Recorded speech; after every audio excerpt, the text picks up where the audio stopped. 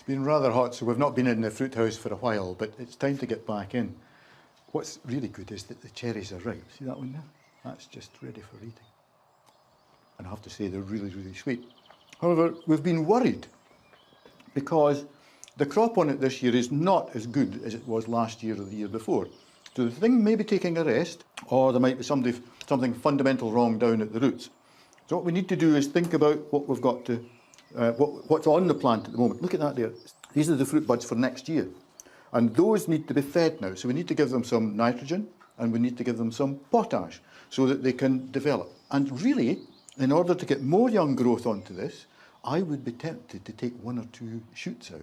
Talking of young growth, look at the growth that there has been on the vine. There's a good bunch, isn't it? Look at that. That's a cracker. However, that little shoulder there is never really going to make very much. So I'll just take that off just like that with a secateurs. There you go, just like that. And that makes it a much better bunch there. There's the same thing happening here. There is a bunch trying to form there, but I don't think that'll do anything even before the end of the season. So I'm just going to take that right off there. And I'll go right along the vine and look for little opportunities like that just to prune it back a bit. Now, isn't that a cracker?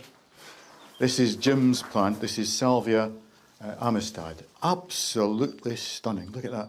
I'd be tempted just to gather it in with a bit of string and then maybe put it outside, because this will take outside when it's warm. Not a bother. Bring it in for the winter. Because it's been so warm, because it's been almost Mediterranean in here, the fig has gone absolutely ballistic. Look at that. The growth that's on this is phenomenal this year. So what I've got to do now is I've got to start pulling all this growth down below the wires so that I can start to manage it. And I'll prune out some of the shoots, I'll thin it out, I'll make sure that they are tied in, and then that piece which is up there, for example, is going to have to be pruned really, really severely because all the figs are at the top and I'm just a short guy and I can't reach them. So I'll bring it down more to my height and then I can enjoy the figs a bit better. I'm in the fruit cage next to the Victoria plum and we've actually got a good crop this year. And often we get letters from viewers saying, my plum tree had a super crop last year and nothing this year. And the idea there is that the plum tree has used up all its energy one year making fruit and it doesn't want to fruit the next year. At this time of the year, if you just take the branches and give them a shake,